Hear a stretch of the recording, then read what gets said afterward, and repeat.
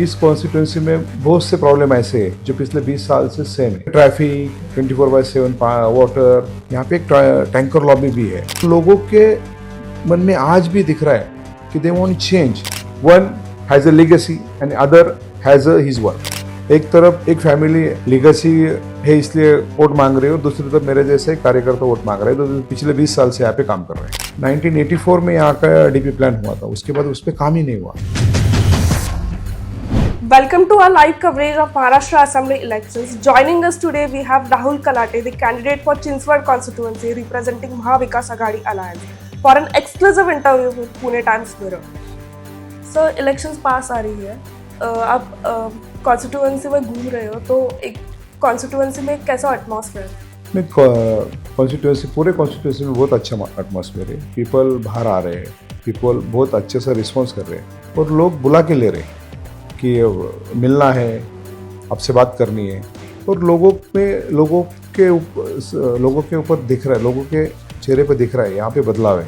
क्योंकि एक तरफ एक फैमिली लीगेसी है इसलिए वोट मांग रही है और दूसरी तरफ मेरे जैसे कार्यकर्ता वोट मांग रहे हैं। तो पिछले 20 साल से यहाँ पे काम कर रहे हैं। सर, चुन के आने के बाद हमें क्या डेवलपमेंटल चेंजेस देखने को मिलेंगे? चुन के आने के बाद आपको बहुत सारे चेंजेस यहाँ पे दिखाई देंगे। इस कॉन्स्टिट्यूंसी में बहुत से प्रॉब्लम ऐसे हैं जो पिछले 20 साल से सेम है। और यहाँ पे ट्रैफिक 24/7, वाटर, यहाँ पे एक टैंकर लॉबी भी है। और यहाँ पे सोसाइटीज़ के लोग, गांव के लोग, ये पूरा मतदार संघ ऐसा बैलेंस है। पूरे महाराष्ट्र से लोग आके यहाँ पे बसे हुए हैं। और इस मतदार संघ में आप अलग अलग एरिया में जाएंगे तो अलग अलग इश्यूज़ है।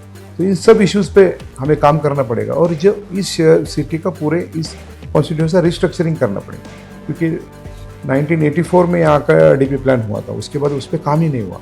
और लोग आ रहे हैं, नागरिकरण बढ़ रहा है, और लेकिन उसको जिस तरीके से उसको टैकल करना चाहिए उस तरीके से मुझे नहीं लगता यहाँ के लोकल लीडर टैकल कर पाए। सर, प्रचार के दौरान आपकी स्ट्रैटेजी क्या रही? प्रचार के दौरान मैं तो आज लोगों को मिल रहा हूँ और लोगों के मन में आज भी दिख रहा है कि they want change. BJP candidate contesting only because of his family legacy. And in other side, I worked a lot in last 20 years. I contested 3 times assembly elections. People of Chinswad are very wise and they are very clever also. They judge very well between in those candidates. One has a legacy and other has his work. Sir, constituency के जो important issues हैं, जैसे IITians के हो या youth के हो, senior citizens के हो, तो उसके ऊपर आप क्या बोलना चाहते हैं? नहीं, यहाँ पे बहुत से इशू है, इसलिए तो मैं आपको बोल रहा हूँ कि यहाँ का डीपी का रिस्ट्रक्चरिंग करना पड़ेगा। यहाँ पे सीनियर सिटीजन्स और महिलाएं निकलेंगी तो यहाँ पे अच्छा सा वॉशरूम जल्दी उनको मिलेगा नहीं। कभी कभी हम जब IT से शाम को महिलाएं आती है तो कभी कभी दिखता है कि वो बहुत रश में उनको घर जाना रहता है। कभी कभी सीनियर सिटीजन्स यहाँ पे आजू बाजू घूमते, वो भी इस डेवलपमेंट से बहुत परेशान है कि कोई भी ऐसे उनको इस आदमी को एक एरिया में सिक्योर फील होना चाहिए। वो सिक्योरिटी उनके ऊपर दिखती नहीं। पानी हो, ट्रैफिक हो, रास्ते हो, इतनी परेशानी इतनी सालों से उनके पास है, लेकिन उनमें कोई बदलाव नहीं दिख रहा है। सर, वोटर्स को क्या मैसेज देना चाहते हैं? वोटर्स को मैं इतना ही मैसेज देना चाहूँगा कि आपके सामने दोनों कैंडिडेट हैं।